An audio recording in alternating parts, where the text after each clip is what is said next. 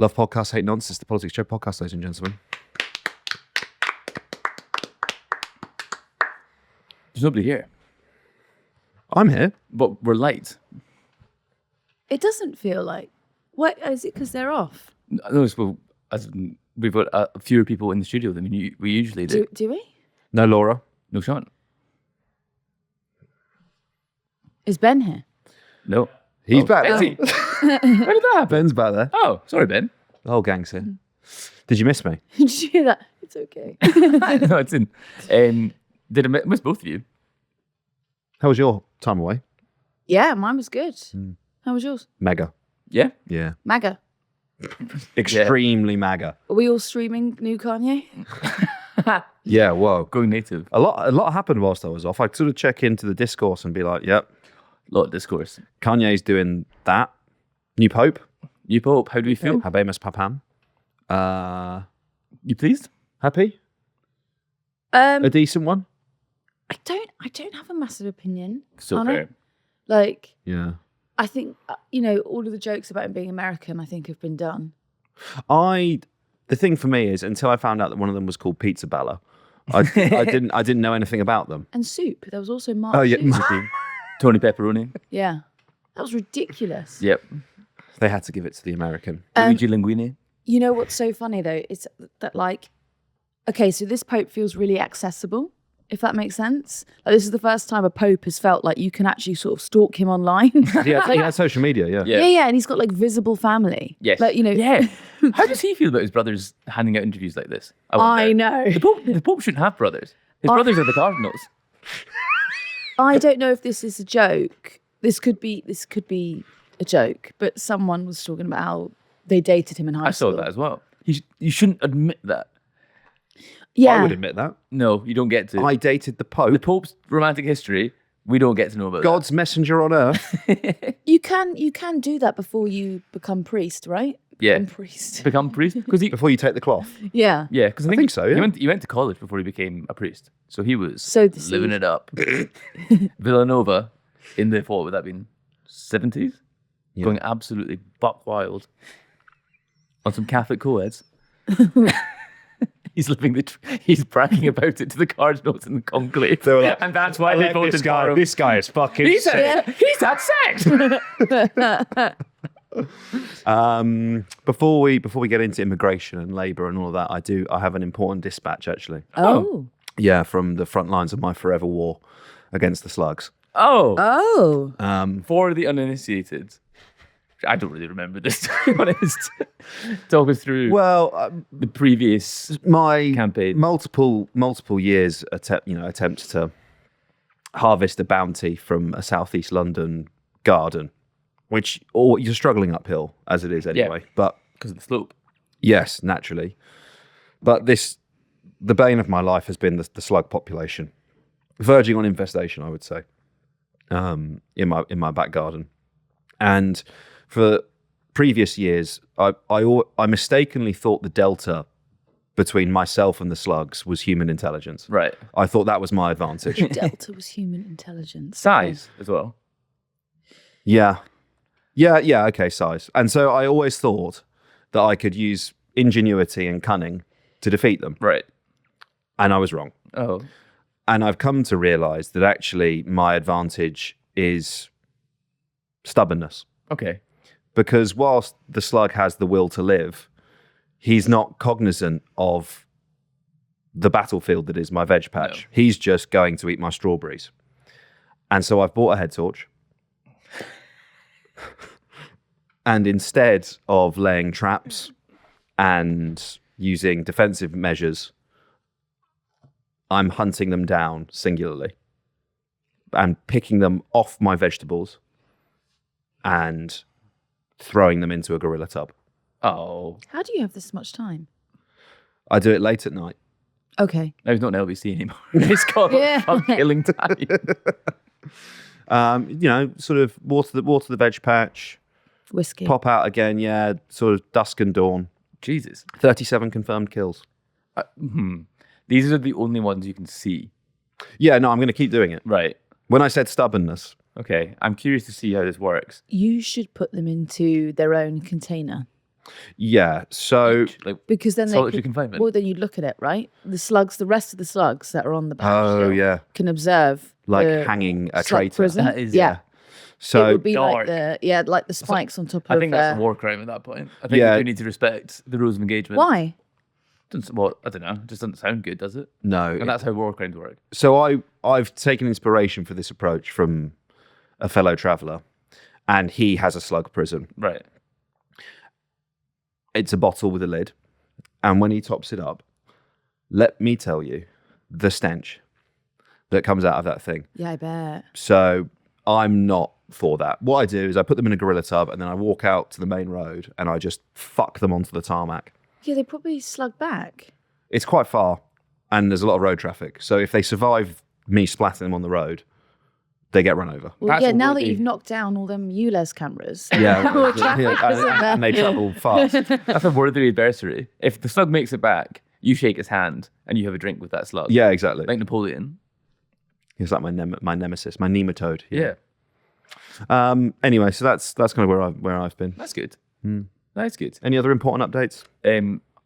I realised, so I went for a run on Saturday, fell over and really skinned my knees really quite badly. Yeah. And like that's... I was going to reply saying, I Oh. hope you're okay, but then I saw that you'd also put your donation link. So I was like, I'm not going to acknowledge it because then I'll have to donate. But do you know what? Do you know what I realised? When I was thinking about it, I was like, I'm really excited to tell Ava about this because I feel you enjoy when I do something stupid or something bad happens. Not bad, like an accident happens. You enjoy it like more than a lot of people. Oh no! What a misfortune to befall my dear colleague Ed. in like a nice way. I don't feel offended by it, but like if I tell you something stupid I've done, you like cry, laugh, like which is quite often, to be fair. But it's like you get a real joy. I was quite excited to give you that joy. I did enjoy it when you posted it. I like the follow up, the one that was like, no one helped you. It was insane. So what happens? So I was running in a park, and I was, because I've injured my tendon kind of, I wanted to run on the grass rather than the tarmac, so it was like slightly easier on my knee. I tripped over a rock and absolutely I went fucking flying. And I just like, you know when you get up and you're like, oh, fuck, like just like pain, oh, fuck. But when I was on the ground, people were running past. One girl went, "Are you okay?" and kind of sauntered on. And I thought that's an indictment on society I that no one hate is let runners. alone. I'm so sorry. I hate them so much. I know what park you run in. Yeah, I hate them in that park. they are quite. Because I'm like, get Pushy. off the fucking path. Like, Yeah. like don't run here Sunday midday. Like, we're No. all just like glacially walking. And then they'll be like, excuse me. It's like, I think it's on the runner to move out of the way of the walker. you are bang on. Bang on. There's also so Yeah. much grass. Or There's there's also so many alternate times in the day that you can run. Too hot midday. Well, Yeah. that's when they're running. Yeah. There are alternate days when you could walk there. There aren't. I'm at work. One in the morning. Runners should get a job. one in the morning. Well, not in Sadiq Khan's London. Well, exactly. Well, that's the only thing you can do. Go for a walk. Pubs are shut. Well, funny you say that. I found myself out unintentionally on VE Day. Right. Okay. I'm starting to think that I was messaging Sean about this. I'm starting to think that we as a company, actually you two always go home, but have a problem because I went for a pint after doing like a work thing, and it really was a pint, and I was like, oh, sorry, I took that to mean 3. Really disappointed. Anyway, I was just fascinated by Right. it. It was fine. I was going off to do other plans anyway, but I just couldn't believe that they really had one and done. No, when you said you want to go for a pint, that usually means 2 or 3, to my mind. Yeah. Quite often, actually, the way that my friends sound the conch is they say, "Can I interest you in a single pint of lager beer?" Which obviously is not a single pint. Anyway, so the pubs were meant to be open that night until 1 a.m. Mm-hmm. This pub closed at 11. A victory in Europe Day. Yeah. What would Winston Churchill think about that? No respect. No respect. Isn't it that Winston Churchill, we should have seen he was working behind the bar. He wouldn't have liked that. the thing is, it could be anyone of any ethnic background. There's a man in a union. It was an Irish Republican, actually. It was. Yeah, I guess the licensing thing is they can stay open that late. They don't have to. Have I missed something? What are you fundraising for? What am I fundraising for? Yeah. I'm doing the Hackney Half. Oh, yeah. Yeah, Oh, okay. for St Mungo's, a homeless charity. Have you donated yet? Not yet, no. I'm Okay. waiting for him to. When's the pick a run? good Please, charity. please don't feel obliged. When's the It's run? This Sunday. Oh, fuck. Oh my God, do you know what someone did? What? You know how I was cancelled by the Green Party? Yeah. Someone said, What? oh, you don't, it's actually not even worth getting into. Is Do you not see I the can't wait fallout? for 1 week. I was away. I prompted levels of discourse you would not believe. I read it on the beach and I was like, Jesus Christ. It was insane. It was insane. Like it's one of the, it was people were talking about. Anyway, I don't want to talk about it. Yeah. But someone replied saying, and so I started when I get people are getting annoyed at me on Twitter, which is quite often. I drop my fundraising link there, and someone replied saying, if you get the phrase eco-socialist populist tattooed. No, what is this fundraising stretch goal for getting that tattooed? And I said, if you donate, I'll do it. And he did 50 quid. So you got to do it now. No, I don't. I don't have to do that. What about I'd say Henna tattoo. Yeah. 50 quid's pretty generous. It's incredibly generous, but also fool's errand, I would say. I was obviously not going to do that. When I said if you donate, I'll do it, what I actually meant was if you donate, I will not do it. Yeah. Okay. He believes in someone on the internet. But thank you very much. Are for you that going to person give the money to St Mungo's? Am I It's going just, to? it's just if you're not getting the tattoo, how can I trust you to give the money to St Mungo's? I'm not putting in cash. Yeah. Will you be running the Hackney Half? Yes. How do I know? You can come and watch. Don't feel obliged. I know so many people running the Hackney Half. Do. I really struggle. With the Hackney Half as a concept. Because the people are running. They should be at work. I just don't understand why everything has to be organised. Like, What do you mean? I don't know. It's just, I think because I live in an area where I just am besieged by running activities. Besieged is a Yeah. strong word. Yeah, I really am. Would you say there's been an invasion of runners?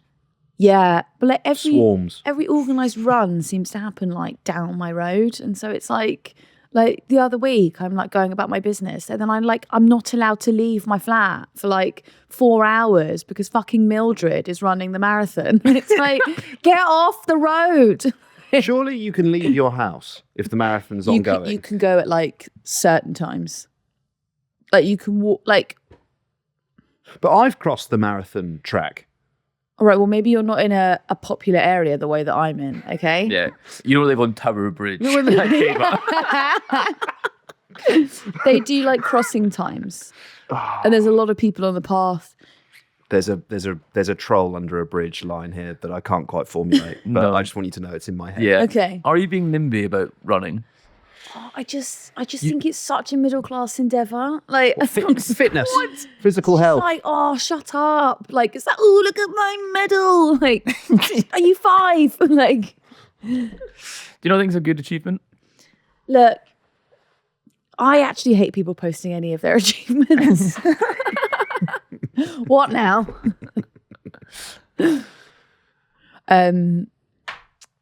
Yeah, From swarms of runners to swarms of migrants.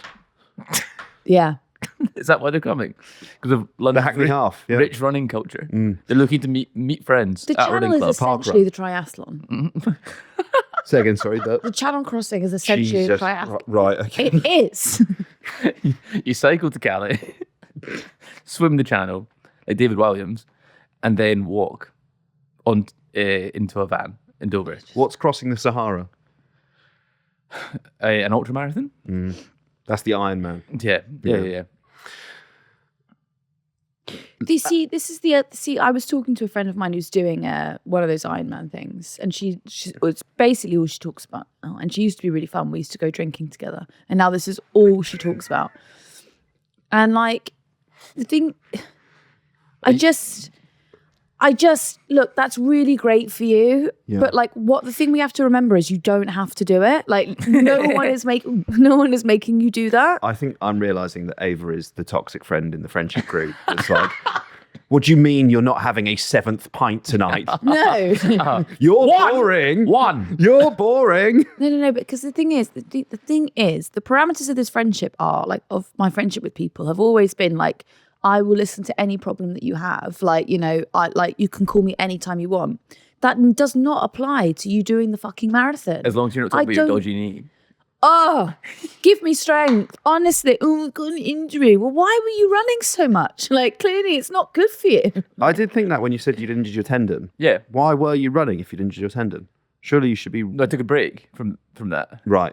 And you know, you could run on a treadmill. That's fine. It will absorb all the shock. Yeah. How would you feel if I came in on this podcast and I told you about all the exercise I've done? No go on one then. would fucking care. No, because it's boring. Wait, This is what I'm trying to explain to the runners. But there's a difference, right? Because like Get off my podcast. You're boring. people aren't listening to this podcast about running, and we are letting them down by talking about running for the kind of the amount that we have. If you're doing couch to 5K, I actually salute you. I think that is interesting. I respect that. That's boring. That's walking. I think what it is, I think I like the underdog. I don't like when anyone's achieving. It's not even underdog. You don't like people doing like trying. Is that it? No, I love people trying. I love people trying. I hate them succeeding. Try and fail. God, get to kind of like a mediocre point. No more. No more. It's sort of like the X Factor.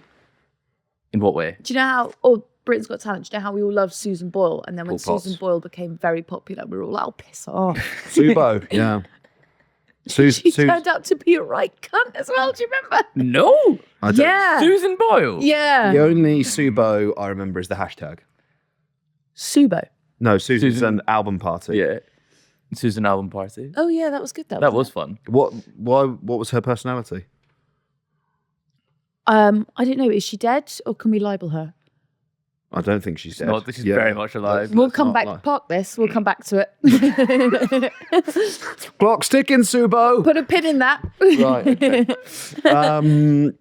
Look, Immigration? Yeah. Yeah. Should we do the substance? Yes, they've had enough fun, and they love the fun. they're gonna have read the headline and think, "Yep, done this." Keir Starmer, I think he's probably still speaking or probably just finishing speaking. He's probably finished fielding questions from the assembled media about... Peston's still asking his question, no doubt. it's midday and Robert Peston is still talking. White paper, immigration. Ava, could you bring us up to speed on what's happened this morning? White paper's later today, of course. This is just the pre bit. This is how we're dealing with the immigration. Okay. There's where to begin? Okay, so Keir Starmer this morning has announced a crackdown, various new measures that he's going to bring in to sort of curb the 700,000 net migration that we've seen up until, when would it have been? The year to June last year. We're going to see things like English tests. We're going to see things like a crackdown on recruitment of care workers. Essentially, everything that Conservatives went on about for years as a means of cracking down, that's what they're going to do. You had Yvette Cooper yesterday on the Sunday shows talking about low-skilled migration. I don't know if any of you have ever worked in care. Christ. It's pretty high-skilled, I'd say. So they're basically adopting a lot of the reform rhetoric, I suppose, in sort of a bid to counter the huge surge in the polls that we've seen and the number of councils that were picked up. What's interesting is Darren Jones, Chief Secretary to the Treasury, Friend of the podcast. friend of the podcast, he did the closing speech yesterday at Progressive Britain. He was talking about compassion for refugees and for migrants, which is fascinating. He would say that's their only point of difference to reform. Contrast that to what the Home Secretary, Yvette Cooper, was saying on the Sunday morning broadcast rounds. It's almost as if they're in two diametrically different parties. Okay. There's so much there that I want to talk about. I want to talk about Labour inconsistency. I want to talk about whether or not there's a vision and if their entire programme for government is just sort of defensively reacting to their political opponents. Shall we just dial into care for a second, though, and talk about the specifics of that? Because I think, look, there's a separation here, to my mind, between legal migration and refugees. I think with refugees, it's pretty clear cut that we have a responsibility to accept our fair share of the world's downtrodden, particularly given our government's taste for bombing and militarily intervening in the Middle East. Taste for blood. Yeah, taste for blood, which I'm getting myself, actually, with all these slugs that I'm taking down. I see how it happens. Your neighbour's George Bush. Yeah. Look, there are pros and there's trade-offs, right, to this. Do we think the appropriate way to staff the care sector, the NHS, any industry, is with foreign workers and bringing them into the country to staff those agencies? Absolutely, that's a valid position to hold. An equally valid position to hold is to say, do you know what? We're really being tested, ticking the boxes for alarms. It's an equally valid position to say, no, do you know what?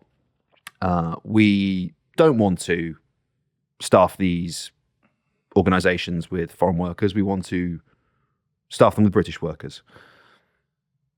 For me, there are some pretty obvious consequences downstream of that, right? One is that wages are going to increase in that sector.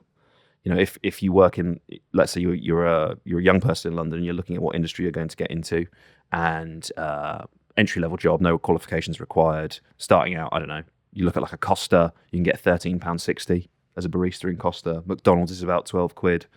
And the care sector, for which there is quite a lot of training involved, a year-long apprenticeship, 12-week training course, the starting hourly rate is below both of those pay grades. In fact, it's roughly comparable to the McDonald's salary. So if you're a young person, you're going, do you know what, I could do this really hard work. Care is not glamorous. I'm sure anyone who has, elderly relatives or has someone they know that it requires care, it's hard work. Not to say that working in Costa or McDonald's isn't. But if you can earn the same flipping burgers, selling chips, and if you can earn more making coffees for someone, for me, it seems quite obvious that the wages in that sector are going to increase quite rapidly if you stop supplying workers who are prepared to accept a lower salary to do the job. And there's also the point of lack of growth as well, lack of salary growth. Yeah. It's like it can be about 5 pence over 3 years. Yeah. So where and then, okay, so we've got the training involved for the people for these potential workers. That's probably going to be an increase in taxes in order for the British state to fund it.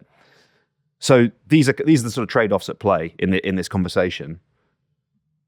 But the way that it's couched is, we're going to reduce immigration. Well, it's like, okay, fine, but it also probably means an increase in taxes, and it means inflationary pressures for the wages of the people that work in that sector. That wouldn't be a bad thing, would it? No. Can I also just say that the House of Commons Library says last year estimated there was around 131,000 vacancies in the care sector.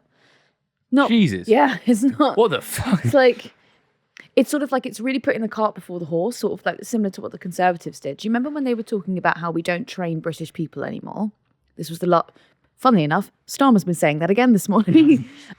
What's interesting about that point is there aren't courses available to train people. So you can sort of shout about this as much as you'd like to and tell people to get on with it.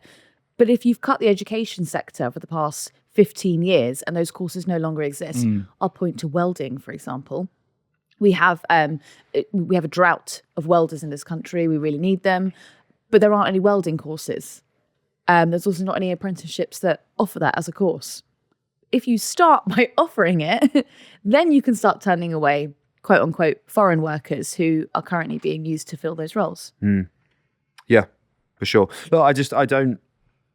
It's less of a point of principle for me to be like, yeah, do you know what? Absolutely, it's right that the care sector is staffed with people from different countries. For me, as someone of sort of a socialist persuasion, I don't have a problem with increased wages as a result of restricting labour supply. I don't. It's not the worst thing in the world. It's just the thing for me, and we'll come on to this, I'm sure, about the incoherence in Labour's thinking and Reform's thinking is particularly if you look at Reform and the desire for a small state, right? Lower taxes. You look at the Mail on Sunday this week, and admittedly it's not anything new, but scrapping taxes for those earning less than 20k, but keeping the triple lock is like these two things they're incoherent. You can't have them together. And if you want to have a small state, nimble state, but equally you want to staff the care sector with British workers, well, like you said, that means vocational courses. It means increased taxation to pay for them. The two things don't sit together. It's always it always seems the way with government to make the moral case against care workers before making the fiscal case. It's happened probably for the last 3 or 4 years. Like you heard it with, as I just told you about the vacancies, 131,000 vacancies. What did the Conservatives do last year? They decided that any care worker would not be allowed to bring in their family if they were immigrating to work in the care sector. Okay, on principle, well, not on principle, excuse me, on a sort of the emotional case there, the grievance politics case is, okay, yeah, we can't bring in, if someone comes into work in the care sector and they bring with them 3 children and a wife who are all dependent on the state, then that is it's not net productive, right? To bring in those people. That's that's the sort of grievance politics case. The other side of that is, if there's no one to fulfill that role, then Doris, or even actually someone younger, little Bobby, what's he going to do? Yep. If there's no one there to fulfill the role, do those people just languish and die? That's what I think is stunning with this. Is it, as you said, if it's putting cart before the horse, in that it's not that, like, they've been like, we have got this well-trained army of young care workers ready to deploy, ready to plug the gaps. Like, do you remember when COVID, when they expedited the graduation of medical students to because they're like, shit, medical emergency, we need qualified doctors, go. This is a bit of a care emergency, which is, I would say, if there's thousands and thousands of vacancies and we're just turning off the resources to plug them, I think it's. But then also those people, instead of ending up in care homes or having at-home care, they then block beds in the NHS. Yeah. It's sort of like, it's a chain. Yeah. If you can't send someone home, if there's not a district nurse available or there isn't a carer, they're going to have to stay in possibly A&E. Jesus. Yeah, look, I mean, it's the care sector is kind of one of those political parties, leading politicians have been trying to grapple with this for a long old time. Dementia tax, Theresa May, Boris Johnson sort of committed to it and then didn't really come forward with anything, didn't he? Corbyn was big on calling for a national care service, and it's proper and appropriate, one, because it is a very serious situation. And by the way, I'm not sure sort of private equity is the answer. The ownership of a lot of the companies that provide the actual care, whether it's fostering children or otherwise. In fact, I'm pretty sure I've interviewed George Monbiot about this the last time he was here. We spoke about it a little bit. What's wrong with mixing private interests with healthcare? Said Wes Streeting. So we have an aging population. This is just a macro trend, right? We have an aging population.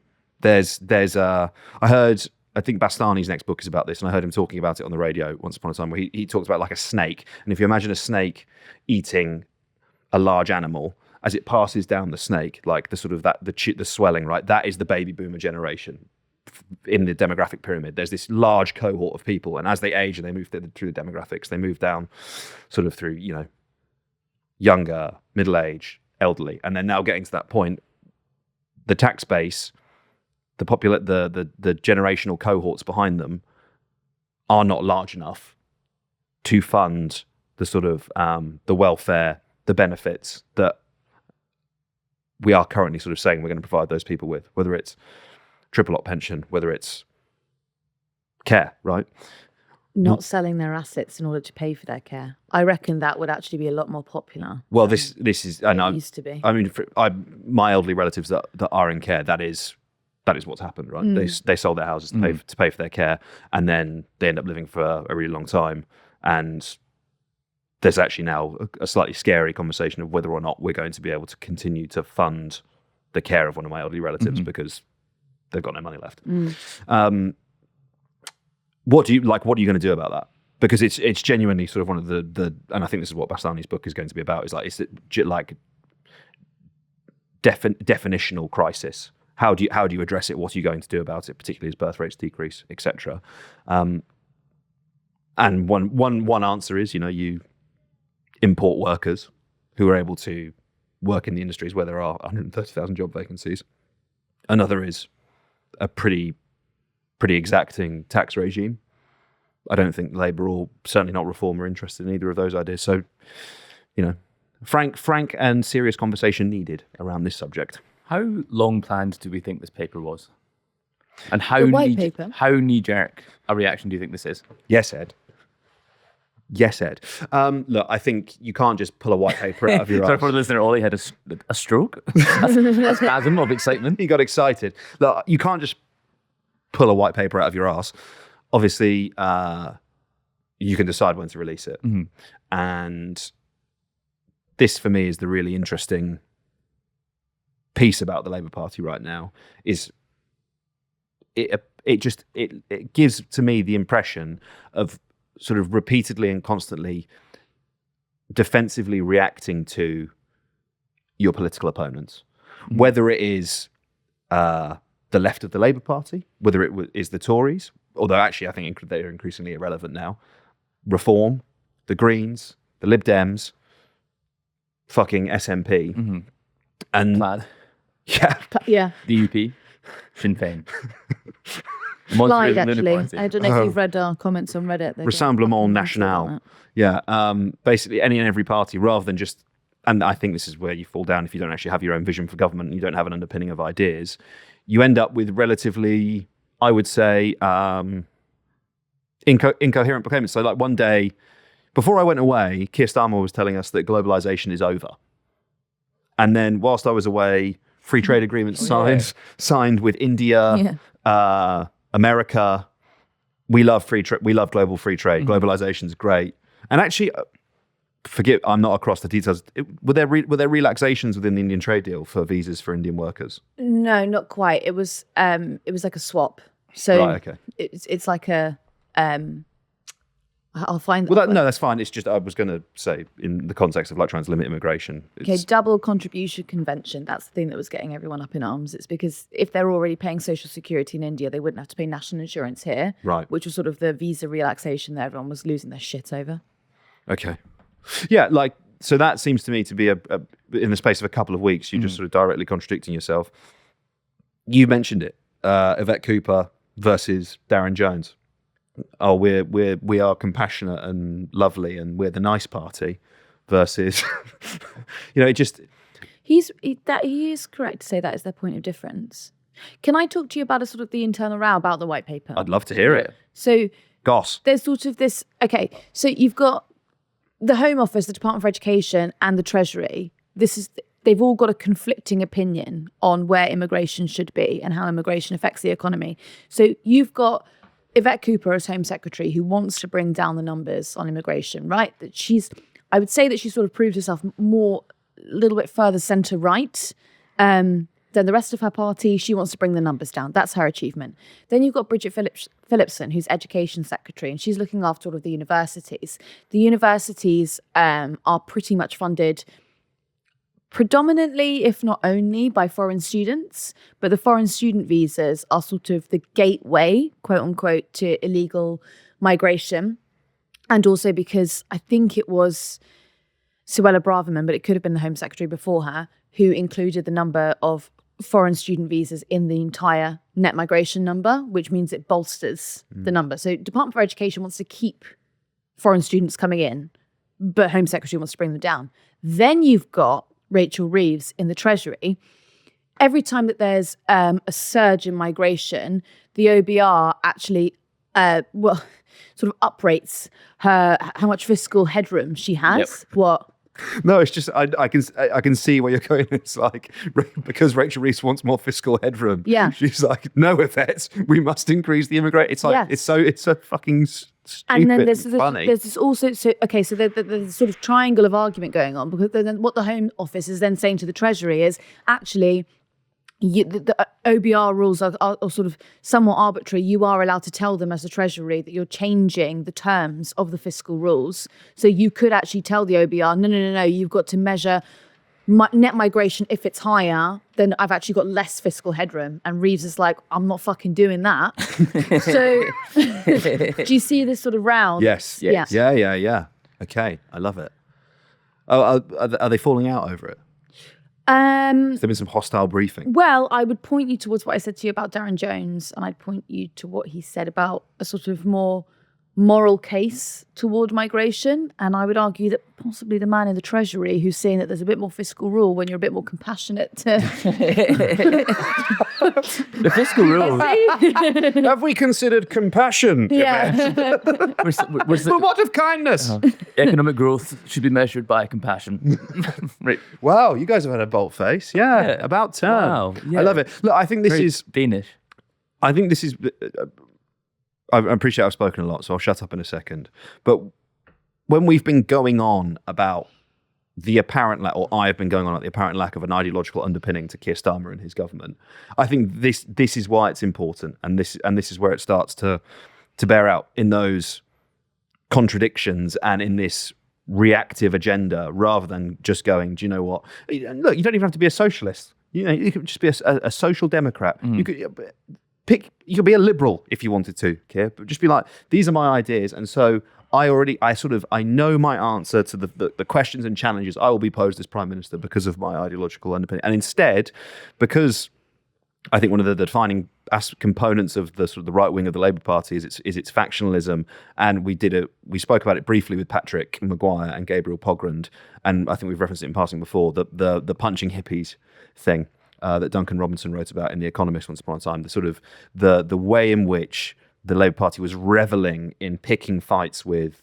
its own left-wingers and the Green Party, and almost feeling that piece warned of the danger of essentially needlessly picking fights with these people, because eventually you will need a base to vote for you if you want to seek re-election. Yeah. Right?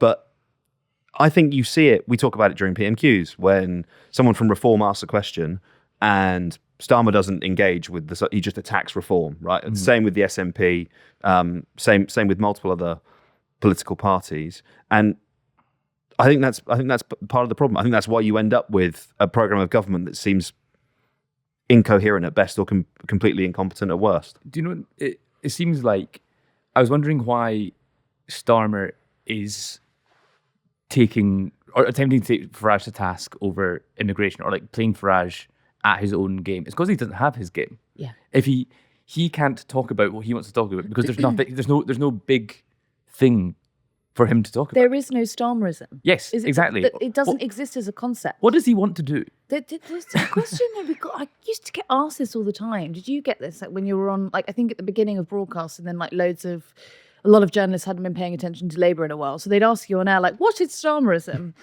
And you'd be like, "How long have you got, pal?" Because like it takes some time. Yeah, I think.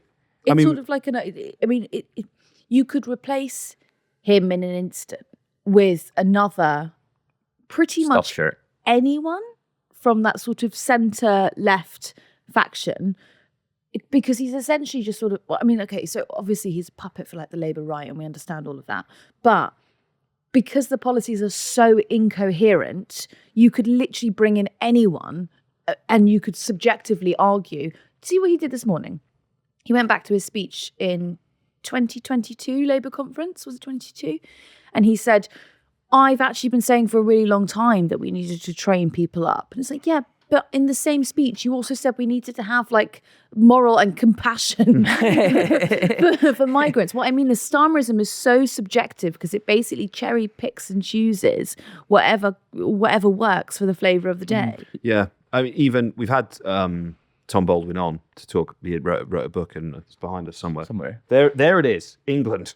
Right? Is that the one about Starmer? No, it's not the one about Starmer. But he wrote a book about Starmer. I know he did. I don't think he should be allowed to be the left wing panelist on a panel if you've got a Labour MP on there that's favourable. Yeah, I mean, his allegiances are clear. They're quite good friends, and he wrote the sort of write up of election night for the Observer, and he would say that Starmerism is like a quiet pragmatism, a respectful sense of duty and service. Respect for the military. Yeah. Respect for a quiet pint on a Sunday. a quiet pint and a korma. They're saying Not this too about spicy. world leaders now, aren't they? Extra They're butter, saying, please. They're saying that world leaders gravitate towards him when he's at conferences, aren't they? That's his quiet pragmatism. Apart from Is they that were what doing they that say? bag, weren't they, at the table yesterday? Did you see that? No. Have What? you not seen it? No. Macron has a tissue, and even Alex Jones, Frogs, that guy, Frogs are gay. and Sandy Hook didn't happen, of that ilk, saying that they were all banging lines at the table and they were doing it on camera. These people will say anything. The New World Order has such little contempt for the people of Ukraine that I they're saw people taking tweet it. drugs at the table. Afters in Kyiv. Let's go, boys. They call it key for a reason. They've been on it since VE Day. The leaders of Europe convening where there's the nearest war. Let's fucking have some danger lines, fellas. Taking a pinger than getting into a jet. This is so nuts. I can't believe you haven't seen it. That's so They're fun. like, I delete Twitter at the weekend. What, you delete Twitter every week? Twitter? Delete it off my phone. Because it's not good. No, it's not. Because I downloaded it this morning and looked at it and went, ooh, I feel bad. Yeah, maybe I've it's a desktop curated only. the following now.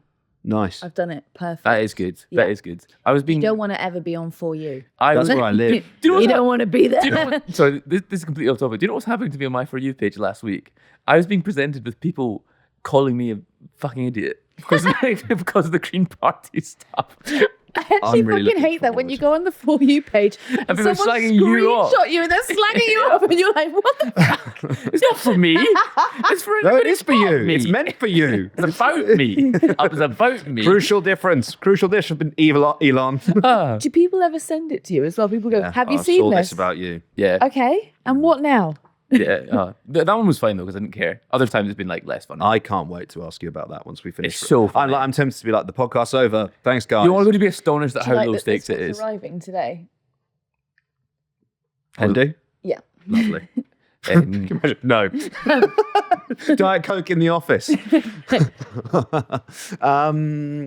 Where were we? Wait. I was going to pull up the Coke thing. What about the nukes in India and Pakistan? How are we feeling about that?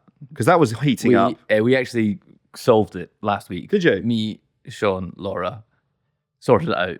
Don't worry, guys. You sorted out India, Pakistan? Yeah. I think Trump sorted it out. No. It was us. Okay. Go on, Listen to tell the me. podcast. Tell me, what did you do? I've been enjoying in the office saying to our friend Charlie, who does the London Economic, what's the London Economics take on the situation? What's the editorial line? Yeah. Scary stuff. I saw the video of that guy on the zip wire during the terror attack. Oh, That's what I get on my my Twitter God. For You page. That is my biggest fear. I'm like, what are you can talking you about? imagine how embarrassing that is? So this guy was ziplining over. So you know the original terror attacks at some kind of festival, Yeah. religious gathering or something, I don't know, which kicked all of this off. 24 people dead. And about 24 hours after it happens, a video comes, there's a guy on a zip line, which I think is, part of the festival. So you can zip line across the festival site insane. and you can hear the gunshots. And he's just stuck. He's just going above it, which I think is like a palpable sense of, you're right, that is a big fix. It's like, where do I go? What do I do? Right. That's like being a clay pigeon You shot. streamed about it last Clay night pigeon, as well. I guess. A bag of white powder. A bag of white powder on the table. Mertz hides the spoon. No explanation given. Zelensky, known cocaine enthusiast, had just hosted them. All three of the leaders look completely cracked out. I'll just show you the tissue that's in question. Sorry. Right. I That just is want tissue. to be clear. If the G7 leaders are getting their bags Yeah. delivered in cling film, Yeah. there's no hope for any of That's us. a recession indicator. Yeah, right? big time, Absolutely, big time, 100%. 100%. 100%. Couldn't they just seize some? I think From you just- somebody? the Met can give you like a brick. Yeah, 100%. Off to Kyiv, are we? Kyiv. You'd surely. That's Kyiv, is it Kyiv? Kyiv. Yeah. There's a kilo in what's Kilo. Breaking, it's Coke. what's our version of Air Force One called? Brit One. Oh, I don't I know. don't think it's a name. To be fair, Well, anyway, RAF one. yeah. There's the diplomatic bags, Keir. Absolutely. There's a brick in one of them, Surely pal. it'd be Have served in a fun. little pot or something. You wouldn't get it on like a. I do think that I think that people online have no concept of cocaine Mm. because I see like who was it the other day who was at the front of like a fashion show and she was like fidgeting. Kate Moss, so like she was like fidgeting to get like her good angle. And people were like, she's so coked out, and it was like, I don't think you've ever been outside. Like, that's just a woman moving. She is. They've never seen a woman before. That's part of it. And then like Charlie XCX, like some clips, like, I'm not going to get into it, but there's like, there are some clips where she's like screaming and like dancing or whatever. And people will be like, she's so coked out. And again, I want to be like, you have no concept of this drug. Basically, if you walk into a bar and there's a man talking at you for 2 hours, sweating profusely and looking erratic and irritable, that's cocaine. If he's in the smoking area, just moving. Yeah. Just dancing by him. Not even dancing. Chaining 6. Yeah. No, I like to think Starmer has a snuff box. You know, probably Does not have a snuff box. out of no. If he was, He doesn't have an eccentric bone in his body. look, I want to be clear. Oh yeah, only cool people do cocaine. No, mental people do. I don't think it's mental. Oh right. I don't think Keir Starmer wasn't there. I think there's a thing. He says he smoked weed at Leeds University once. Listening to The Cure. Yes, yeah. But if he did, if our prime minister was to be on the gear, A baghead. I want him to be like in the archives of the British Museum, like fucking something seized in the Opium Wars illegally, Jesus. like ivory inlay. I want it to be 18th century or older. I want it to be the most sort of British colonial instrument, and within it is a solid gold spoon and at least 5 to 10 grams of cocaine, and it's always on his person. And that is how the British Prime Minister should do his drugs. A chemical compound unyet discovered by science. Yeah. Porton down. It's been like the MOD has produced it. Yeah. Specifically, Yeah. like the stuff the Nazis were taking when they took France. Like that kind of stuff. Yeah, exactly. Jesus, yeah, you don't want to think that the world leaders are having to heat their coke up on in the microwave on a plate before they. Do you know what I mean? You wanna hope. Comes in with a cloche. Yeah, you don't want to think that it's cut with like fucking paracetamol and fentanyl. Do you know what I mean? No, the MOD have specifically produced it, in a bioweapons lab. Bioweapons. Yeah. Look, I'm rusty. Okay, What's he talking about, Ed? Bioweapons. Violet. It's gone. He's on coke. He's been on the He's MOD coke. gear, hasn't he? People sometimes do say that about us, by the way. About Like, us? they're all on cocaine, and it's like, again. I've never smoked a cigarette. It goes between. Oh, la dee da. So can we not talk about cigarettes today? It You don't goes. smoke anyway. It That's the line. Never will. Jonesing. It goes. It goes between. You don't look right doing that. I hate it. You don't. So demeaning. Yeah. If you were to rank You know how fucking chic I looked just yesterday. mechanisms for ingesting tobacco, Right. I think vapes are the least cool. Of course they are. Bottom rung of the ladder. Even less cool than quitting devices. But I think that I could do this, I reckon, for about a month, and then I reckon I could be off it. Start the clock. Yeah. Let's see. Maybe I'll get people to sponsor me. To stop smoking. Yeah. What are you raising money for? 12th of May. I don't know. St. Mungo's? Yeah. Good Nice. idea. Think of all the money you'll save. What's the coolest I don't way? spend that much on smoking. What's the you save some money. What's the coolest way to ingest nicotine? Cigarettes. Rolly. Straight? No, Rolly, no filter. They always freak me. The French way? Yeah, they freak me the fuck out, they do. Yeah. Cigar? Prison rolly. Cigars, I've Depends on the person. yeah. Carlo Ancelotti, very cool. Yes. Yep. Yeah, sports star, cool. Michael Jordan. Billionaire, When less people cool. have to have a hole in their trachea and they just do it out of that. Yeah, that's the elite. That is the elite. It's you've had the surgery and you still can't kick it. Yeah, that's good. Chewing tobacco, dip. No, I think it's weird. Snus. I think that's very weird. I've Undignified. got like honestly like 20 packets of that shit. Zin is it Yeah, called? Yeah. In my house because I can't. Every time you come out of Liverpool Street Station, they hand it to you. They give it to you What? for free, do they? It's insane. Yeah. I don't know how Big Tobacco are getting away with that. Because of the cumbersome way in which legislation moves. They'll sort that out in 15 years, and then we'll be dropping tobacco right into our eyeballs. Yeah. They move so slowly. They only Tobacco eye drops. They only just started doing trying Rectally. to sort out vapes last year, didn't they? After all children have been addicted to vapes since nursery. Do you know in a lot of countries those disposable vapes are illegal? Yeah. Yeah. Some friends recently came back from Thailand and they were getting sort of Brits and Aussies coming up to them being like, where did you get that? and it's like a Lost Mary. No, but seriously, you can go to prison for it. It's not funny. Like, Good. oh yeah. Do you know what though? Philip Schofield really damaged the Lost Mary brand, didn't he? It was so cool before. No, but I mean, if it was, No, that was the imagine nail where in the it was. coffin. Yeah, though, no, yeah. true. It was. You're watching it. You're the head in a bit.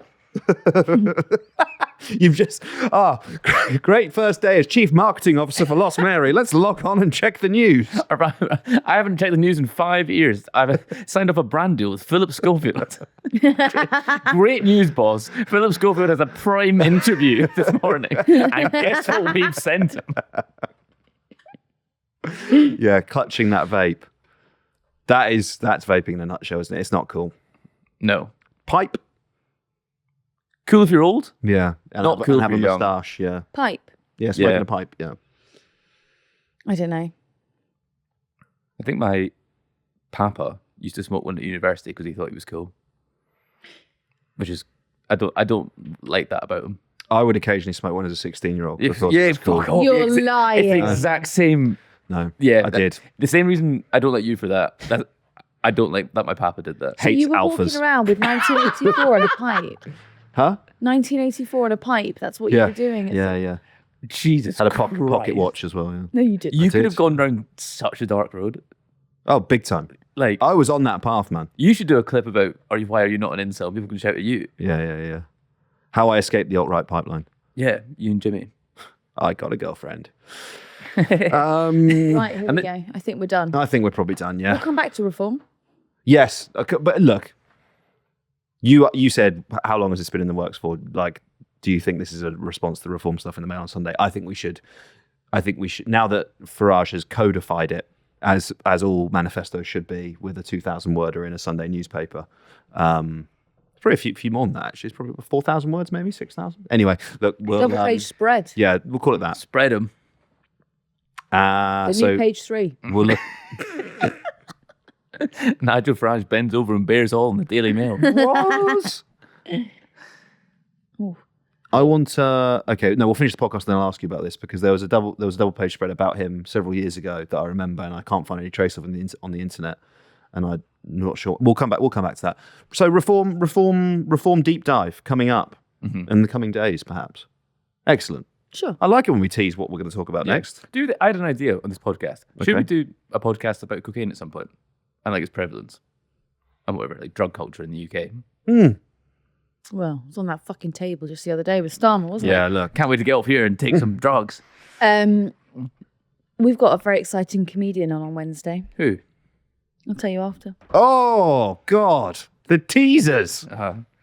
I'd say he's teasers. one of my favourites. Wow. Oh, yeah. Very exciting. That's Excellent. Okay. Well, let's wrap it up and have all the conversations we wanted to have off air. Mm-hmm. Great. Excellent. Thanks for listening. See you soon. Bye bye. Good.